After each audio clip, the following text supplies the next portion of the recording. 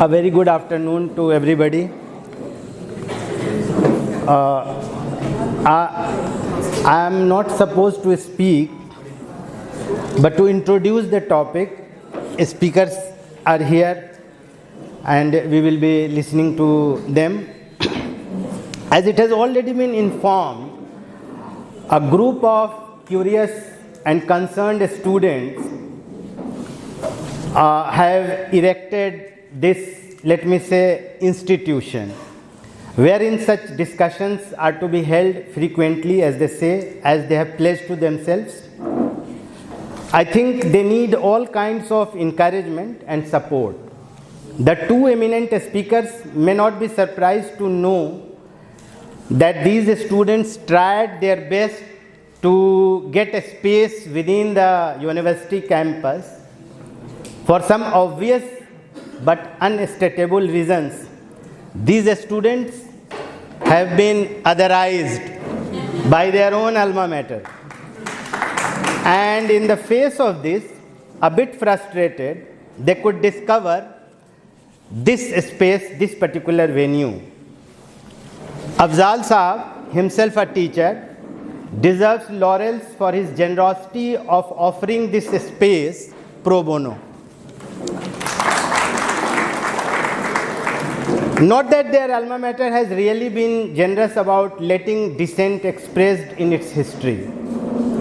Theirs is one of the rare campuses where even the proctorial establishment runs its own deep state through intelligence gathering with a considerable public fund, and this confession has been obtained through RTI in 2009, 17 years ago, and the same was reported in the Outlook. The heading of the news was still retrievable from Google, the class monitors, and in which the university's spooks keep tabs on and even harass students and staff. The very same RTI also reveals, the entire information is published as a screenshot on the website of Outlook magazine. The RTI reveals that the UGC and the then MHRD, now Ministry of Education, remains uninformed about this arrangement of intelligence gathering. And this was long before the current regime. I specified the year. All these things may not surprise Professor Zoya Hasan, herself an Aligarh. It may, however, possibly surprise Yogendra Yadav Sahab that the poster advertising this talk has already raised some heckles in the circles of the academic administration of the alma mater of these students, the organizers. However, none of these teacher administrators confess to be on the side of the establishment, current establishment. Yet, all of their students do know the reality. As to how many of them are openly, earlier it was a covert operation, now it is an overt operation. How many of them go to some functionaries of the RSS in the hope of getting some assignment of academic administration? Anyway,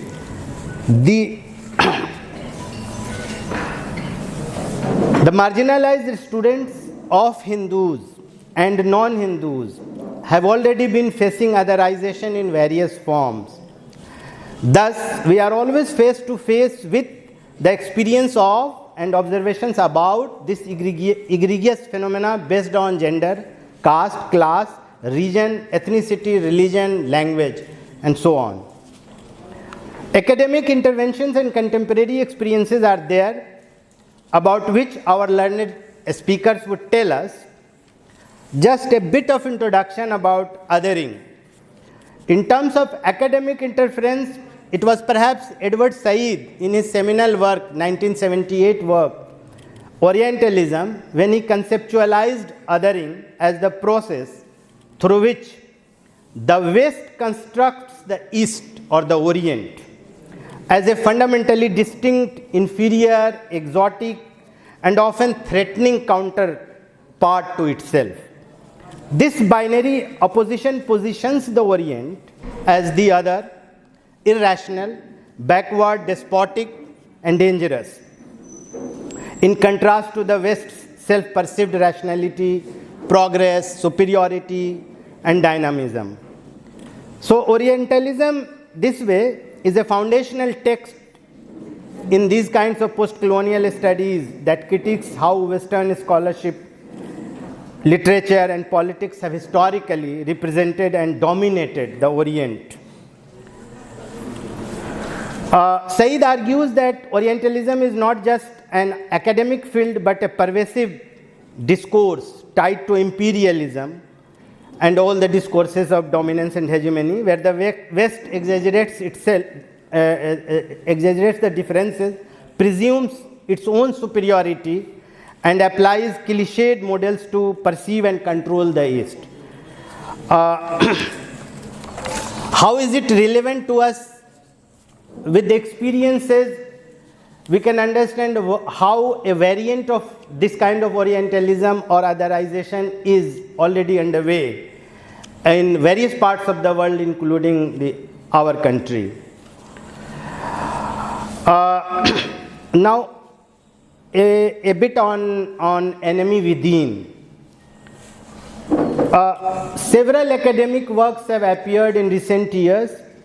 I would refer only to one, that is by Garry Kasparov, which came out in 2015. Winter is coming. Why Vladimir Putin and the enemies of the free world must be stopped. This is the subtitle of the book. Main title is Winter is Coming. The concepts of internal and external enemies form a core sub-theme in his analysis of authoritarian regimes, particularly Vladimir Putin's rule in Russia.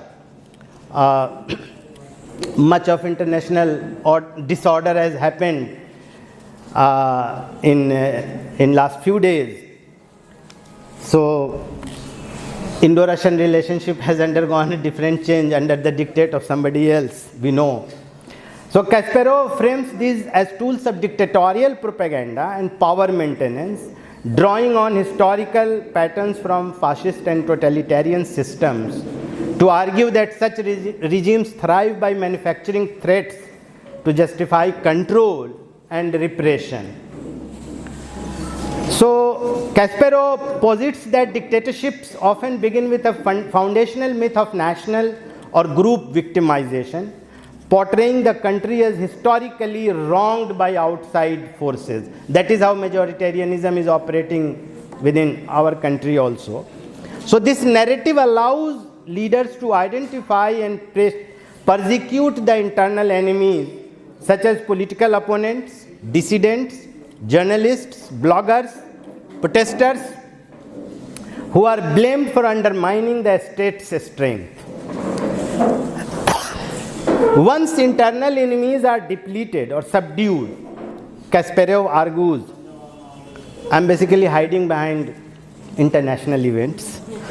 So the regimes pivot to fabricating external enemies to sustain unity and loyalty among the population. And this shift is predictable and historical.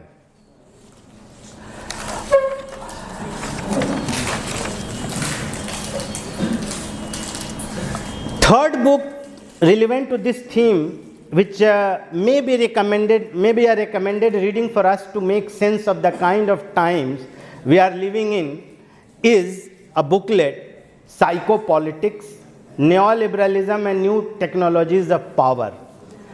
Forgive me for my mispronunciation of the name of the author, Byung-Chul Han. He argues that we have moved past Foucault's biopolitics, where the state controlled the physical body, into a more insidious era of psychopolitics. Here, power doesn't just manage our movements, it mines into our minds and it controls our minds.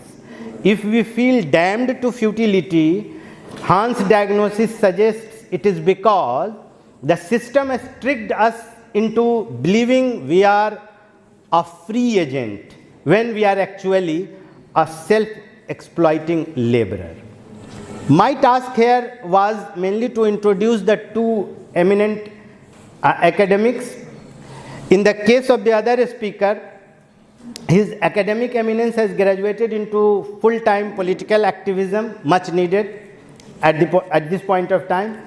And in this era of overwhelming Googling by the students on Android smartphone, I think it serves no purpose to introduce the best known speakers present here, fortunately. Their written and printed works, spoken words on YouTube videos, and many other kinds of interventions are too well known to be wasting our time in speaking here.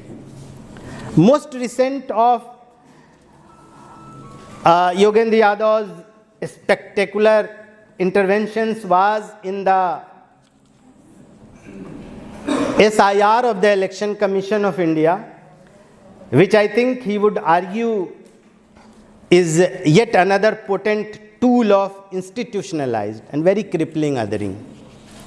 Yogendra Yadav ji must have his own explanations to the state and establishmentarian forces and their discomfitures on his intervention into the SIR.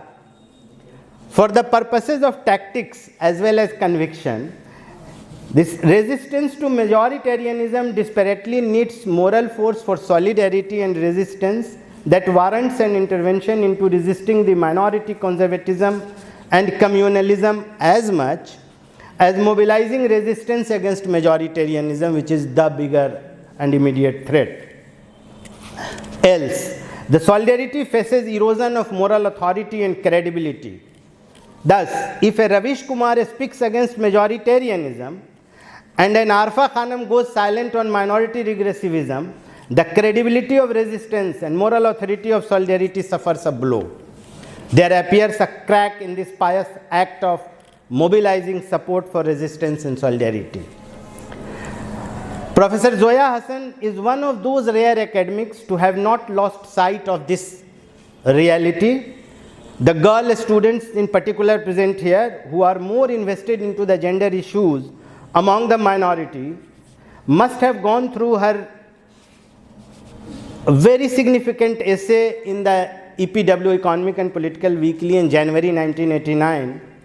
This was on the regressive Muslim political mobilization against Shah Bano. This is Quest of Power, the oppositional politics in Uttar Pradesh. I am particularly more impressed with that book of Professor Zoya Hasan.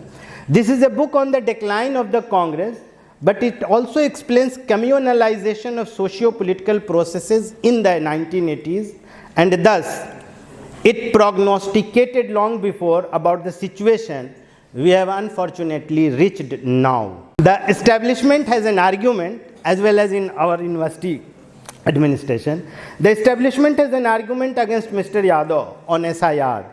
How many of Bihar Muslims really got excluded from the electoral rolls in Bihar?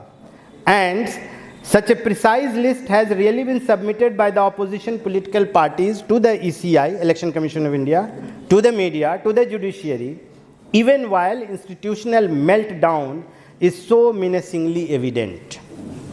Many other provinces, including the opposition-ruled ones, have gone through the SIR. Why is it that the anti-establishment expose have appeared to have gone a bit slower or have become little less shrill?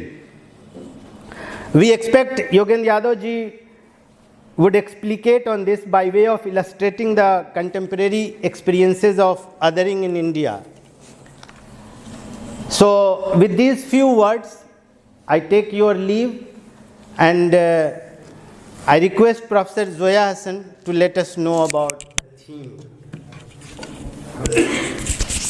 Just a quick recap of what ma'am spoke here. So, she talked about subcontinental majoritarianism prevailing across South Asia. Yesterday, Pakistani Shias suffered, and which is this persecution is too frequent in their land. And General Zia's insidious Islamization pushed his country further in the menacing direction. And now in Famida Riaz versified lines, Tum bhi hum jaise nikle. Yogendra would illustrate these with what is happening in our own country, taking into account both majoritarianism and minority regressivism, which feeds the majoritarianism.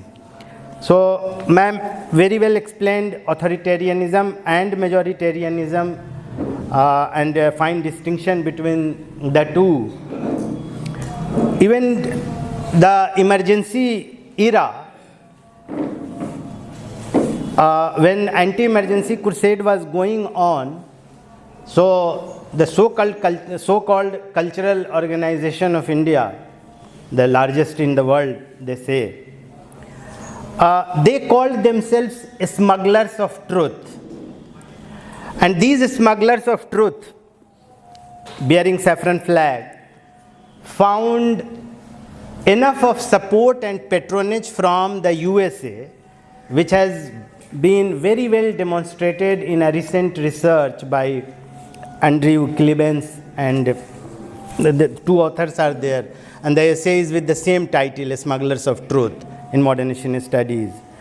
Other aspect which ma'am discussed is underrepresentation of Muslims in our own country, which needs to be tempered, I think, with political participation in the democratic processes, because the underrepresentation was there in the pre-Hindutva era also. And also, it must accompany democratization of the COM or minority-dominated institutions within the country. So with these words, I invite Yogendra Yadav ji.